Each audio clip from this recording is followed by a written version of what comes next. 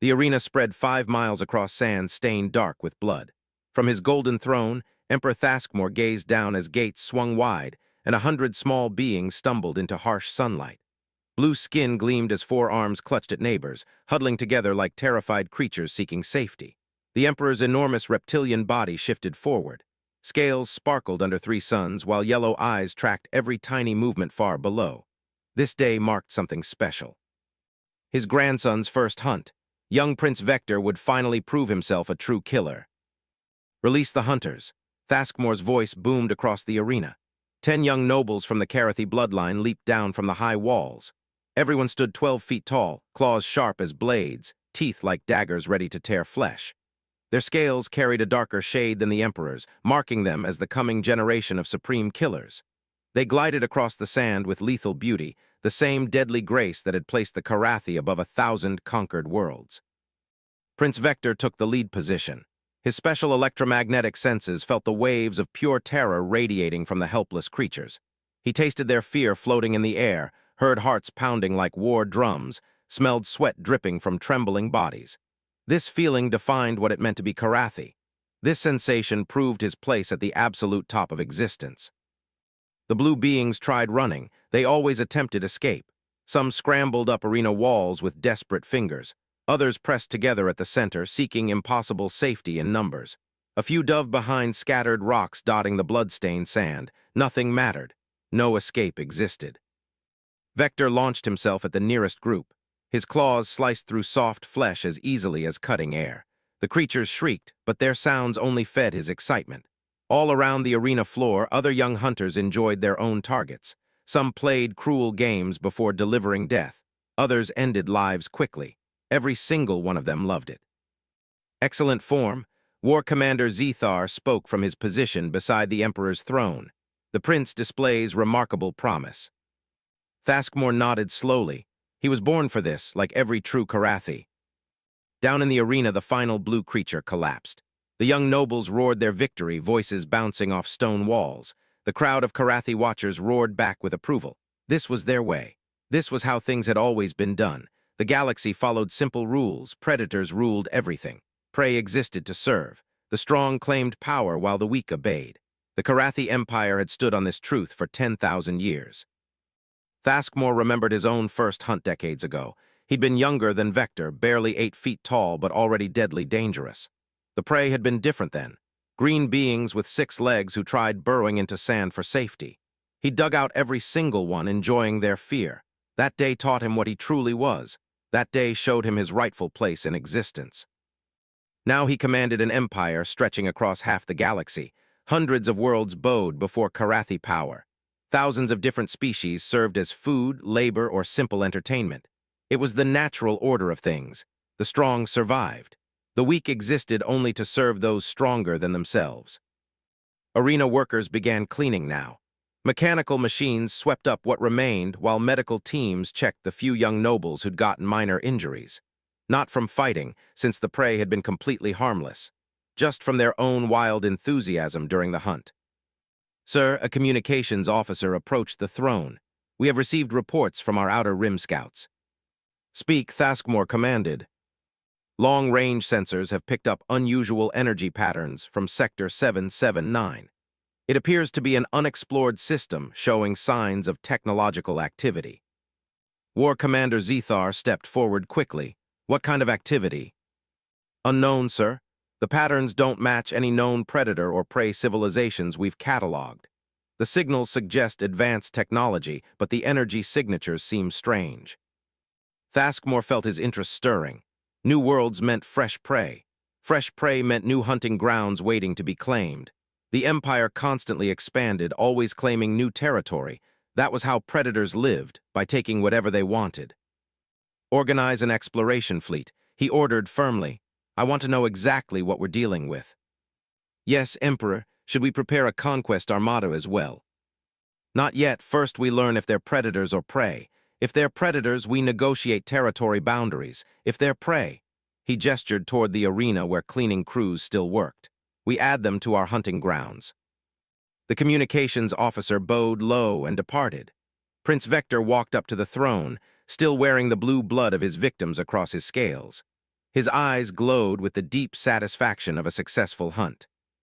"Grandfather, will there be more hunts today?" "Not today, young one, but perhaps soon we'll have new prey to test your growing skills against." The prince's eyes brightened instantly. "New prey, what are they like?" "We don't know yet, but it doesn't matter at all. Prey is prey. They all fall before true predators." Thaskmore gazed out over his empire's capital city spreading below.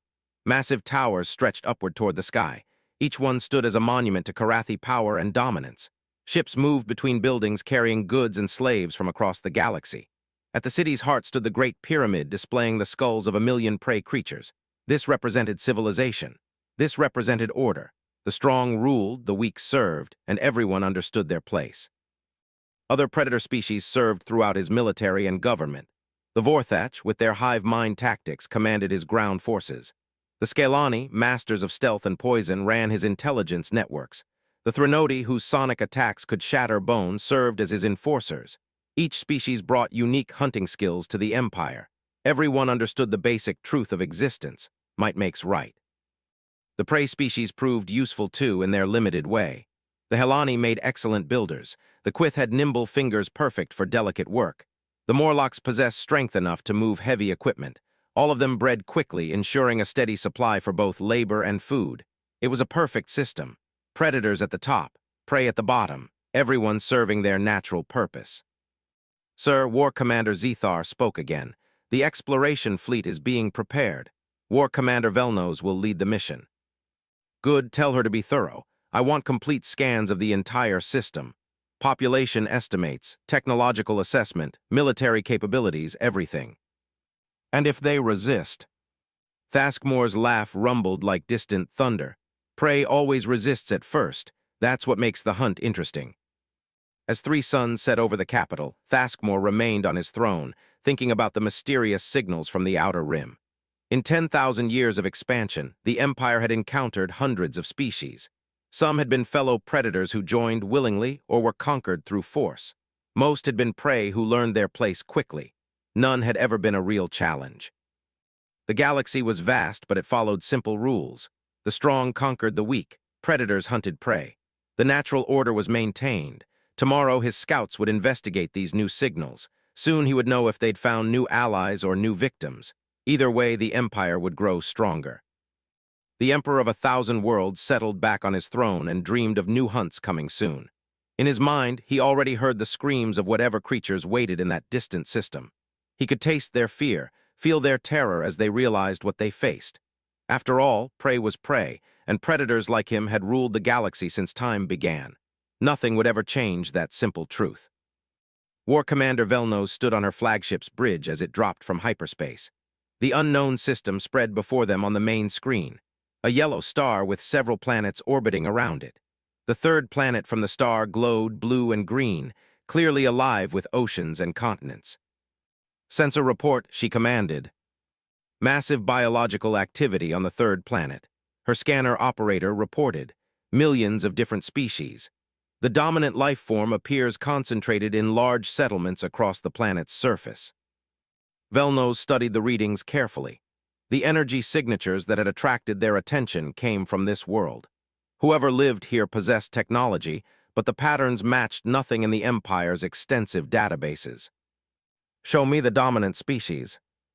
The main screen flickered, displaying images captured by long-range scanners. Velnos stared in confusion at what appeared. The creatures were small, maybe 6 feet tall at most. They had soft pink or brown skin with no visible scales, claws, or natural weapons. Their teeth were tiny. Their eyes faced forward like predators, but they had no real fangs. "Are you certain these are the dominant species?" she asked doubtfully. "Yes, Commander. They appear to control most of the planet's surface. They've built massive cities and have primitive spacecraft."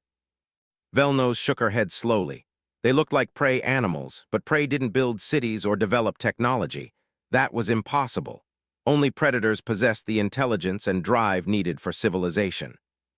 "Perhaps they're livestock for the real dominant species," her science officer suggested. "Maybe the true predators keep them like we keep the Helani." "Then where are the predators?" Velnos demanded. "I see no signs of any other intelligent species on this world."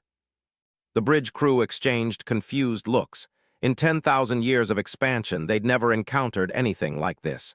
Species were either predators or prey. No middle ground existed. "Commander," the communications officer called out, "we're receiving transmissions from the planet. Multiple languages, but our computers are starting to translate them." "What are they saying?"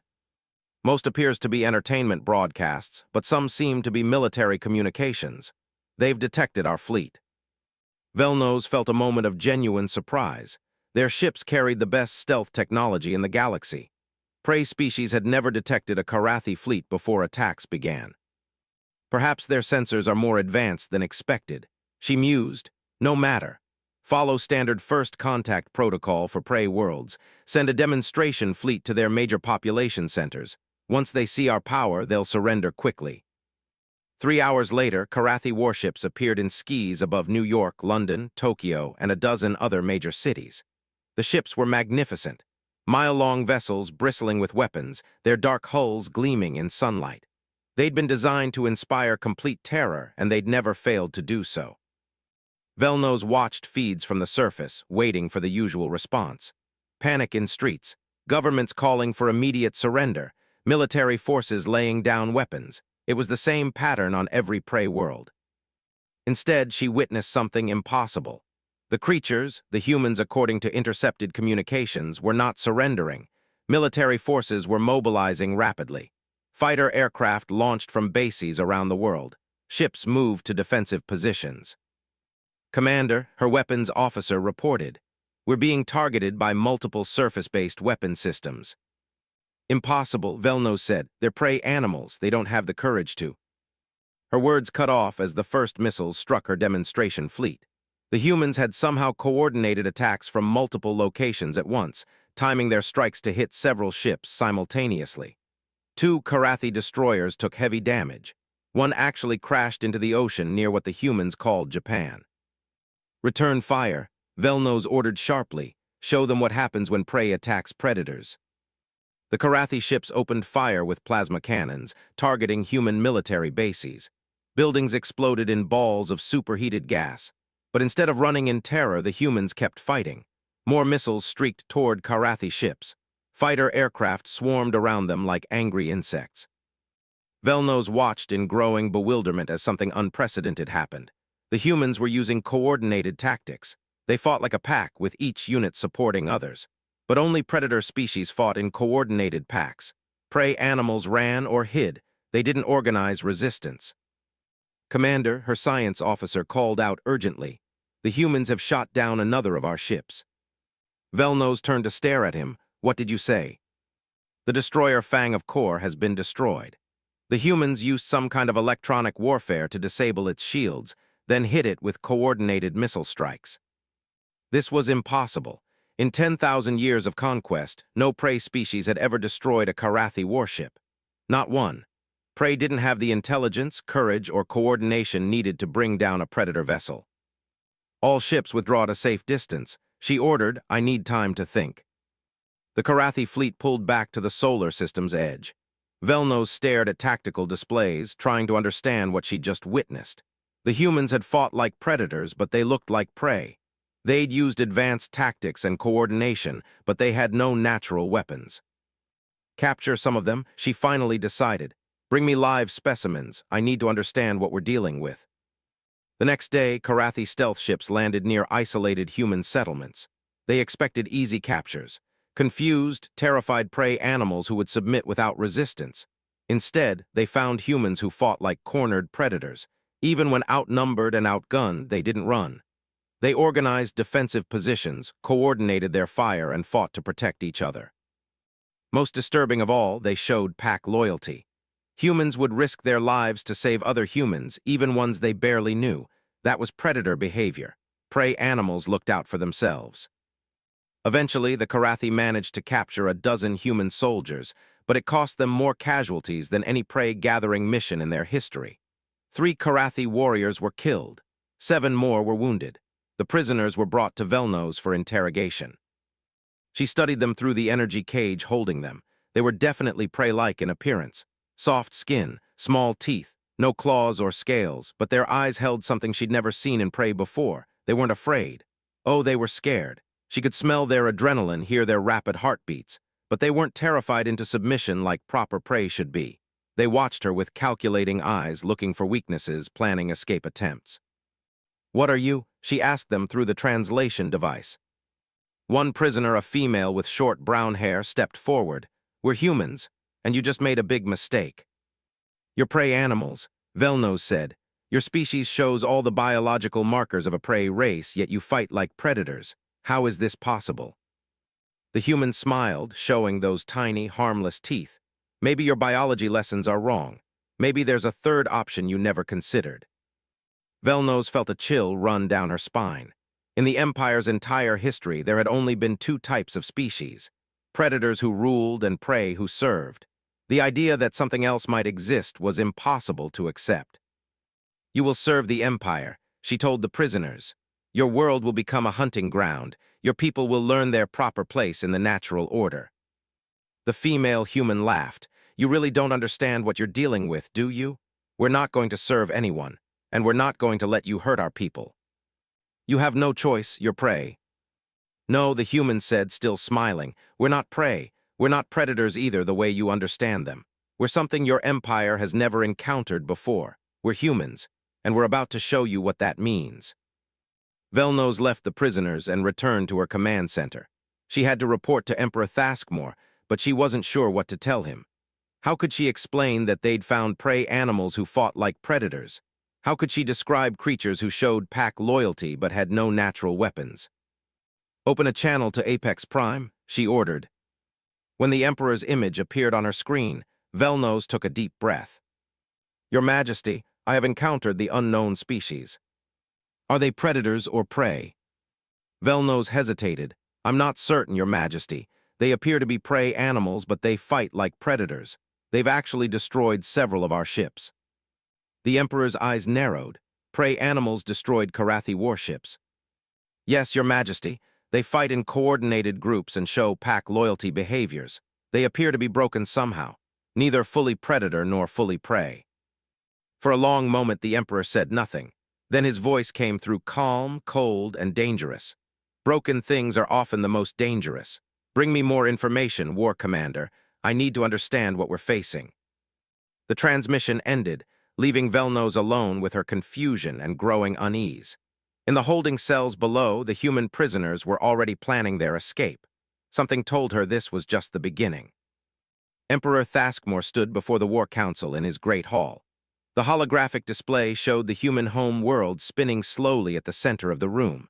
Around the table sat the greatest military minds in the Empire, war commanders from every major predator species. "These humans have destroyed 7 of our ships," he announced. "They fight like predators but appear to be prey. I want explanations." War Commander Zethar activated his own display. "Our analysis suggests they are a malformed species, Your Majesty. Their biology indicates prey evolution, but their behavior suggests predator psychology. They may be the result of some evolutionary accident." "Accidents don't destroy Karathi warships," Thaskmore growled.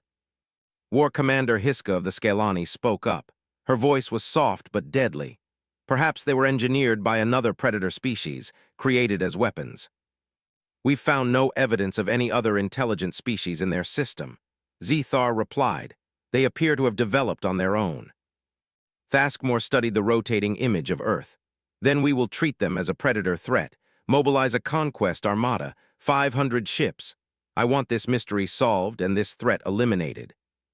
The War Council dispersed to prepare for the largest military operation in decades. But in a research lab on War Commander Velnos's flagship, Dr. Velter was making discoveries that would change everything. The Karathi scientist studied tissue samples from captured humans under her most powerful microscopes. What she found made no sense according to everything she knew about evolution and biology. The humans showed all the physical markers of prey species: soft skin, small teeth, no natural weapons, but their brain structure was different. The areas controlling pack coordination were massively overdeveloped. The regions handling fear response were smaller than in most prey, but the sections processing protective instincts were enormous. "They're not predators as we understand them," she muttered to herself, "but they're not prey either. They're something else entirely." She pulled up comparative brain scans from other species in the Empire. Predator brains showed large areas devoted to individual survival, hunting instincts, and dominance behaviors. Prey brains emphasized fear responses, escape reflexes, and individual flight patterns. Human brains were different. They had small individual survival centers, but massive areas devoted to group coordination, long-term planning, and most surprisingly, empathy responses toward other species. "This is impossible," she whispered, but the evidence was right there in front of her. Meanwhile, on Earth, something unprecedented was happening. For the first time in human history, every nation was working together. The alien attack had done what centuries of diplomacy could not. It had united the species against a common threat. In underground bunkers around the world, human scientists worked frantically to understand captured alien technology. In military bases, soldiers trained for a war unlike any in human history. In factories, assembly lines that once built cars and computers now produced weapons and spacecraft. President Chen of the United Earth Council addressed the world from her command bunker. "We now know we are not alone in the universe. We also know that the galaxy contains species who see us as nothing more than prey animals to be hunted for sport." The footage from the captured Karathi ship showed the arena on Apex Prime, the hunting ceremonies, the billions of beings kept as livestock across the Empire. Humanity had learned that first contact was not with fellow explorers or peaceful neighbors. It was with the galaxy's apex predators. "They think we're prey," President Chen continued. "They think we'll submit to them like every other species they've conquered. They're about to learn they made a mistake." Colonel Sarah Chen, the president's daughter and a decorated military officer, stood in the briefing room of Lunar Command. Earth's moon had been converted into the largest military base in human history. She studied intelligence reports from the captured aliens. "They're bringing 500 ships," reported General Martinez. "Our scouts confirm a massive fleet moving toward Earth." "Good," Sarah said, "let them come." "Good," General Martinez looked at her in surprise. "Sarah, we barely survived their first attack. This is their main fleet." Sarah smiled grimly. "The first attack taught us something important, sir. They don't know how to fight us. They expected us to surrender like their other victims. They expected prey behavior." She activated the tactical display. "They fight like individual predators. Each ship operates independently. Each warrior seeks personal glory.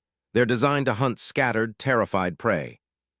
"And we're not scattered or terrified," Martinez realized. "Exactly, we fight as a unit. Every ship, every pilot, every soldier operates as part of a larger organism. They've never faced anything like that." 3 weeks later, the Karathi Conquest Armada arrived at Earth.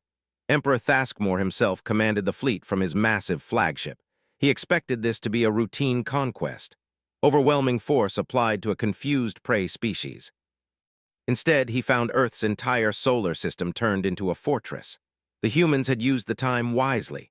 The asteroid belt bristled with weapons platforms. Jupiter's moons housed massive shipyards where human vessels rolled off production lines around the clock. Mars had become a forward military base. Most shocking of all, the human fleet was waiting for them. Where the first encounter had featured a few hundred human aircraft, now there were thousands of ships. They weren't as large or powerful as Karathi vessels individually, but they moved with perfect coordination. "Your Majesty," reported his sensor operator, "the human fleet is moving in perfect formation. Every ship responds to course changes simultaneously. It's like they share a single mind." Thaskmore studied the tactical display. The human ships moved like a school of fish or a flock of birds, thousands of individual units acting as one organism. It was predator-pack behavior taken to an impossible extreme. "Attack formation," he ordered. "Show them the might of the Empire." The Karathi fleet spread out in hunting formation, each ship seeking individual targets. But as they approached, something unexpected happened. The human ships began to dance. They moved in three-dimensional spirals around the Karathi fleet, staying just out of optimal weapons range while launching coordinated missile strikes. When Karathi ships turned to pursue individual targets, they found themselves flying into crossfire from multiple directions. "They're using our hunting instincts against us," Thaskmore realized with growing horror. "Every time we pursue one target, we expose ourselves to the others." The Battle of Luna lasted 6 hours. When it ended, nearly half the Karathi fleet was destroyed or disabled. The humans had lost ships too, but they'd won a decisive victory. Thaskmore retreated with the survivors, his mind reeling. In 10,000 years of conquest, the Empire had never suffered a defeat like this. How had prey animals destroyed the greatest fleet in galactic history? Back in her laboratory, Dr. Velter was beginning to understand. She'd been studying the captured human soldiers, and what she learned terrified her. "They're persistence hunters," she said to War Commander Velnos. "Do you understand what that means?" "Explain." "Most predators are ambush hunters or pursuit hunters. They rely on speed, strength, or stealth to take down prey quickly. But persistence hunters are different. They chase their prey over long distances, wearing them down through endurance and coordination." Velnos frowned. "So they're just another type of predator." "No," Dr. Velter's voice was urgent. "You don't understand. Persistence hunters on most worlds are individuals, but humans evolved pack persistence hunting. They coordinate groups across vast distances and long time periods. And here's the terrifying part. They can extend pack loyalty to other species." "What do you mean?" Dr. Velter pulled up recordings from the battle. "Watch how they fight. They don't just protect other humans. Their pilots died protecting spacecraft from the liberated worlds we passed through. They extended their pack instincts to include beings they'd never met before." The implications hit Velnos like a physical blow. "You mean they could turn our prey species against us?" "Worse than that," Dr. Velter whispered. "They could turn the entire galaxy into their pack. They're not just another predator species. They're something that could end the natural order itself." On Earth, President Chen was addressing the United Nations one more time. Behind her, the holographic display showed not just Earth, but images from throughout the galaxy. The prey species in their pens, the hunting ceremonies, the billions of beings living in slavery. "We've learned that Earth is not the first world they've attacked," she said. "There are hundreds of species throughout the galaxy living as their prey. Some have been enslaved for thousands of years." She paused, letting that sink in. "We have a choice. We can fortify our own world and hope they leave us alone, or we can do what humans have always done when faced with bullies and slavers. We can fight back, not just for ourselves, but for everyone." The vote was unanimous. Humanity had found its purpose in the galaxy. They weren't just going to defend Earth. They were going to liberate everyone. The war for the galaxy was about to begin, and the Karathi Empire had no idea what they had awakened. The first liberation began on a world called Helix 7, 3 months after the Battle of Luna. War Commander Vorak was overseeing the monthly culling ceremony when the impossible happened. His prey animals fought back. The Helani had been model prey for 800 years. Four-armed, blue-skinned, and naturally docile, they built the Empire's greatest structures and bred quickly enough to supply both labor and food. They'd never shown any sign of rebellion. But that morning, as the selection process began for the monthly hunt, the Helani workers didn't line up submissively as they always had. Instead, they formed defensive groups and refused to cooperate. "What is the meaning of this?"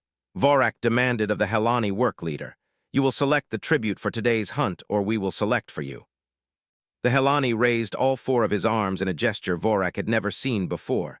"No more hunts. No more tributes. We have learned that prey can become predators."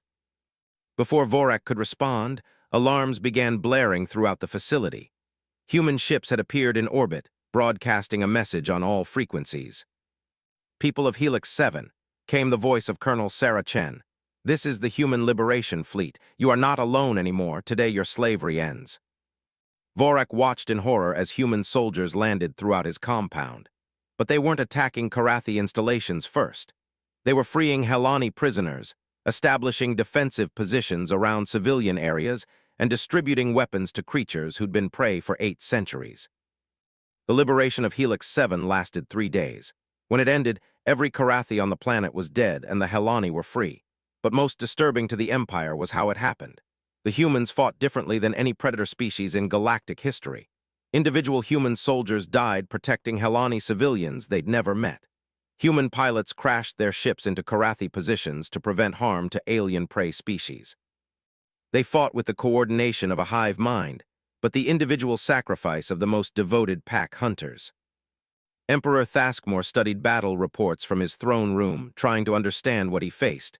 "They treat every intelligent being as part of their pack," he said to War Commander Zethar. "How is this possible?" Dr. Velter believes it has to do with their evolution. Zethar replied, they developed empathy as a survival trait, but instead of limiting it to their own species, they can extend it to any intelligent being. That should make them weaker, not stronger. Caring about prey is a predator's greatest weakness. Normally, yes, but humans have turned it into their greatest strength. They fight harder when protecting others than when protecting themselves, and every species they liberate becomes part of their coordinated force.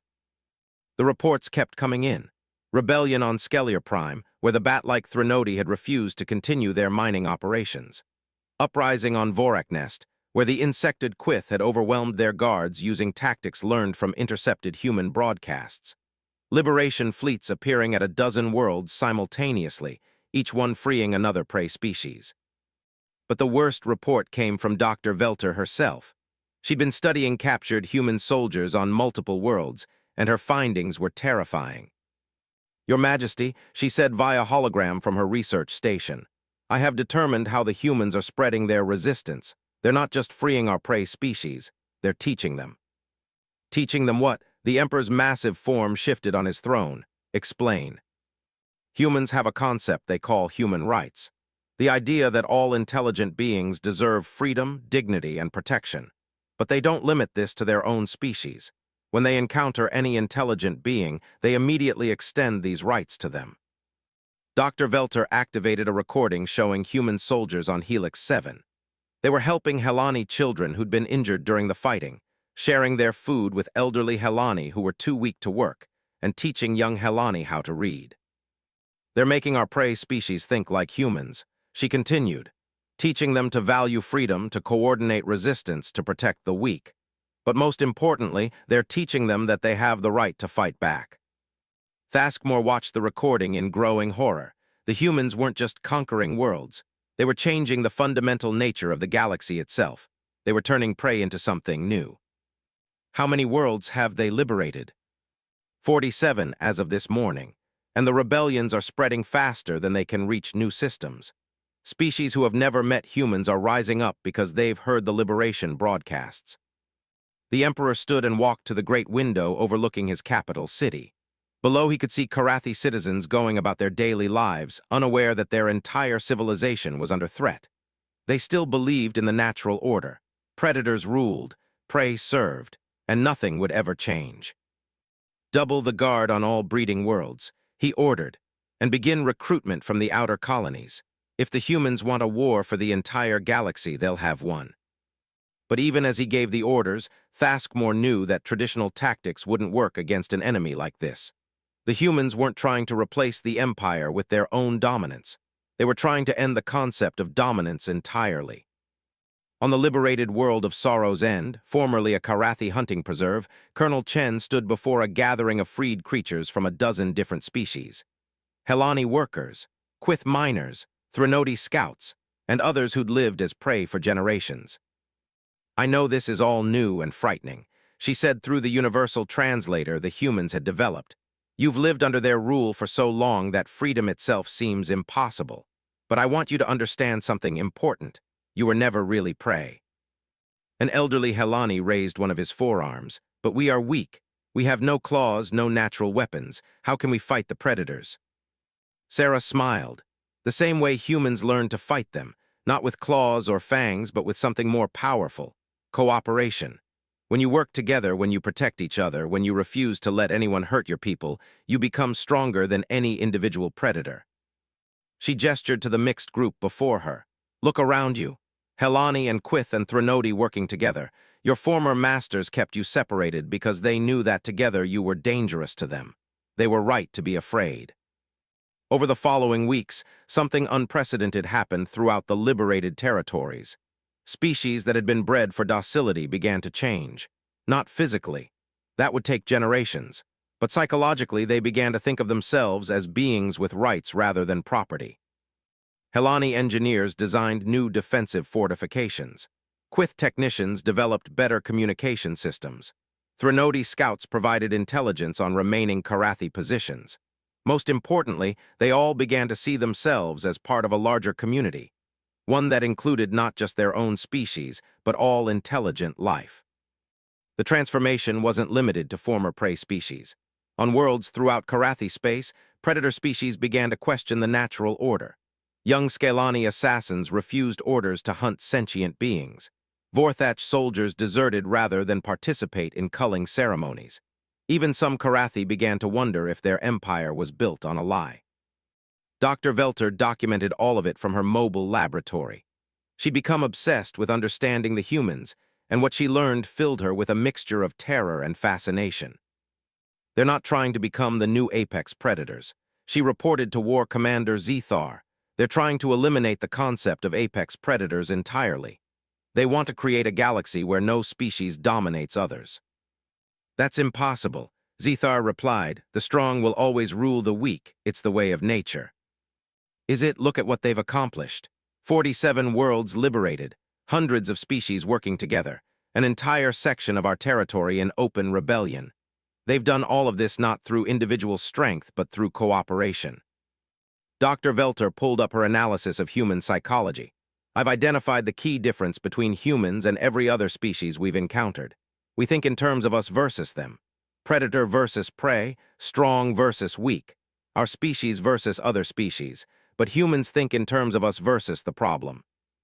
What do you mean? When humans see suffering, they don't ask, is this my species suffering? They ask, how do we stop the suffering? When they see injustice, they don't ask, does this affect my people? They ask, how do we fix this? They've extended their pack loyalty to include every intelligent being in the galaxy. The implications were staggering. If humans could teach other species to think the same way, the Empire's entire foundation would crumble. The natural order that had governed the galaxy for millennia would be replaced by something entirely new. They're not conquering us, Dr. Velter whispered. They're converting us, and I'm not sure we can stop them. Meanwhile, Emperor Thaskmore was learning the same lesson from his military commanders. Every battle report brought worse news. Not just defeats, but defections. Not just liberated worlds, but transformed civilizations. The humans were doing more than winning a war. They were changing what it meant to be intelligent life in the galaxy. The final battle began not with a massive fleet engagement, but with a single transmission broadcast across every world in the Karathi Empire. Emperor Thaskmore listened to it from his throne on Apex Prime, surrounded by the last of his loyal forces. People of the galaxy, came the voice of President Chen from Earth. This is a message for every intelligent being, predator and prey alike. The age of domination is ending. Today we offer you a choice. The transmission showed images from hundreds of liberated worlds. Former prey species working alongside their liberators, building new civilizations based on cooperation rather than conquest. Predator species who'd abandoned the hunt to join the growing alliance.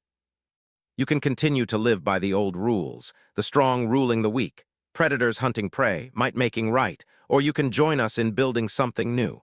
A galaxy where every intelligent being has value, where strength is used to protect rather than exploit, where no one is prey.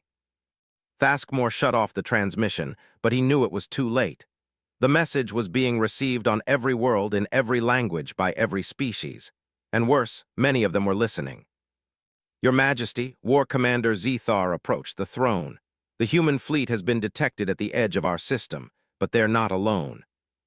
The tactical display activated, showing the approaching armada. Thaskmore stared in disbelief. The fleet stretched across thousands of miles of space, but it wasn't just human ships. Vessels from dozens of species flew in perfect formation. Helani construction ships converted to carriers, Quith mining vessels equipped with weapons, even some Scalani stealth craft and Vorthach hive ships.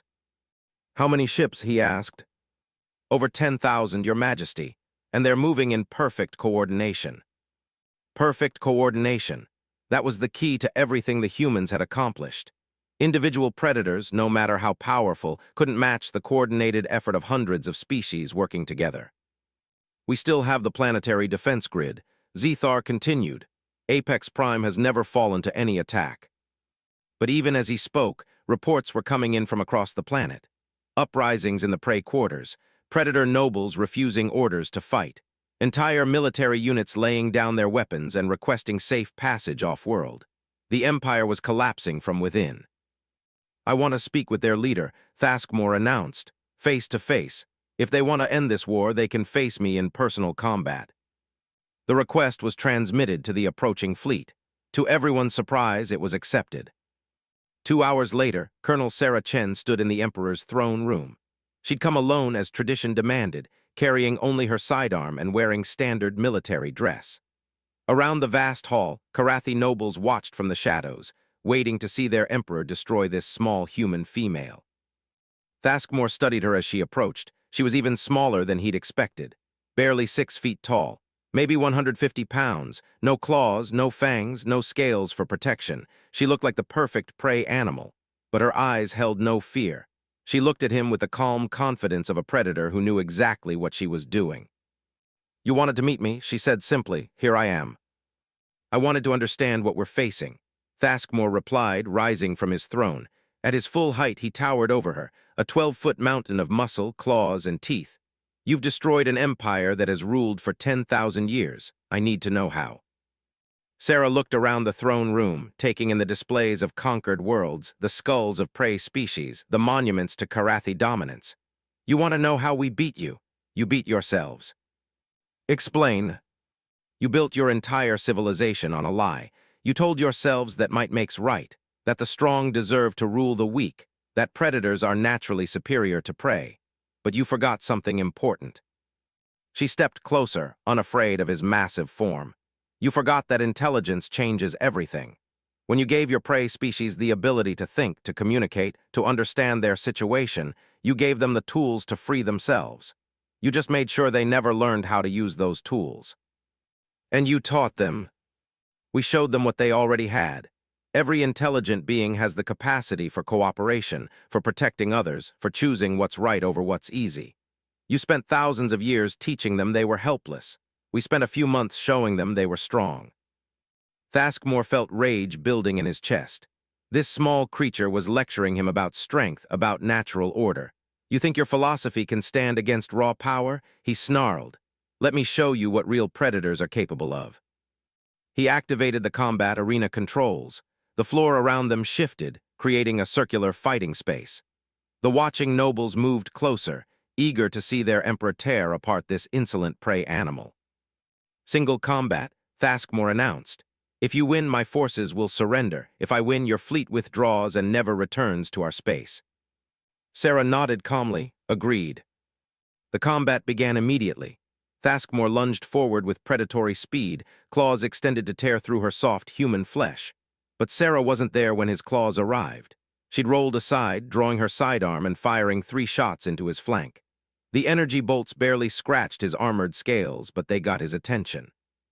He spun toward her, electromagnetic senses tracking her movement. She was fast for a prey animal, but not fast enough to escape a true predator. He pounced again. Again she evaded him. But this time she'd pulled something from her belt, a small device that she threw at his feet. It exploded in a burst of intense light, temporarily blinding his enhanced senses. By the time his vision cleared, she'd climbed onto his back and was doing something to the base of his skull. He felt a brief sting, then nothing.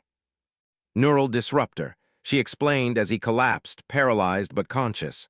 "We developed it specifically for dealing with larger predator species, non-lethal but effective." She stood over his prone form, looking down at the mightiest predator in the galaxy. "You want to know the difference between us? You fight for dominance. We fight for survival. You fight alone. We fight together. You fight to prove you're stronger. We fight to protect everyone who can't protect themselves." The watching nobles shifted restlessly. Their emperor had been defeated by a tiny prey animal using tools and tactics. It was impossible, but it had happened before their eyes. But most importantly, Sarah continued, "You fight because you enjoy it. We fight because we have to, and we're very, very good at things we have to do." The paralysis wore off after a few minutes, but Thaskmore made no move to continue the fight. He'd learned what he needed to know. The humans weren't just another predator species trying to replace his empire. They were something entirely new, predators who hunted cruelty itself. "What happens now?" he asked. "That's up to you. You can keep fighting. Keep trying to hold on to the old ways and watch your civilization destroy itself. Or you can help us build something better." "And what would that be?" Sarah activated a small holographic projector, showing him images from the liberated worlds. Former predator and prey species working together, building new cities, exploring new worlds. creating art and literature and music together. We call it the Terran Accord. Every intelligent species has a voice. Every being has rights that can't be taken away. Strength is used to protect the weak, not exploit them. And no one, no individual, no species, no empire gets to decide that others exist only to serve them. Thaskmore stared at the images. It was everything his civilization had been built to prevent. The natural order completely overturned, prey and predator as equals. "This is madness," he whispered. Maybe, Sarah admitted, but it's the kind of madness that turns slaves into citizens, prey into people, and enemies into allies. It's the kind of madness that says every life has value, that every being deserves a chance at happiness, that cooperation is stronger than domination. She knelt beside him, speaking quietly. "Your empire ruled through fear because you never met anything that was more afraid for others than for itself. But humans have been protecting each other since before we had claws or fangs or scales. We learned that the pack survives when every member of the pack matters. Even former enemies." Sarah smiled, "especially former enemies, because if you can turn an enemy into an ally, you've just doubled your strength." Over the following hours, reports came in from across the galaxy. Karathi fleets were surrendering. Predator nobles were requesting amnesty in exchange for helping liberate their own prey populations. Entire worlds were declaring their intention to join the Terran Accord. The age of predators and prey was ending. Something new was beginning. Emperor Thaskmore stood on the balcony of his palace, looking out over Apex Prime for the last time as its ruler. Tomorrow he would be just another citizen of the new galactic community. The thought terrified him, but it also filled him with something he'd never felt before: curiosity about what came next. Behind him, Sarah Chen worked with former Karathi officials to plan the transition. She moved among them easily, treating former enemies as potential partners, showing them the same respect she showed her own people. "How do you do it?" Thaskmore asked her. "How do you trust beings who were trying to kill you yesterday?" "Because," Sarah replied, "we believe that everyone can change. Everyone can choose to be better than they were. You spent 10,000 years proving you could dominate the galaxy. Now you have the chance to prove something harder, that you can live in it as equals." Thaskmore looked out over his city one last time. The monuments to conquest, the displays of skulls, the arenas where millions had died for entertainment, all of it would have to change.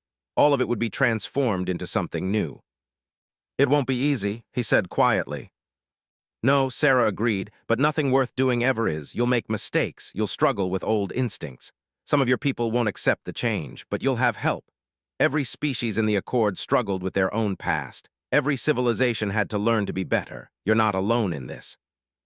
And if we fail, then we help you try again.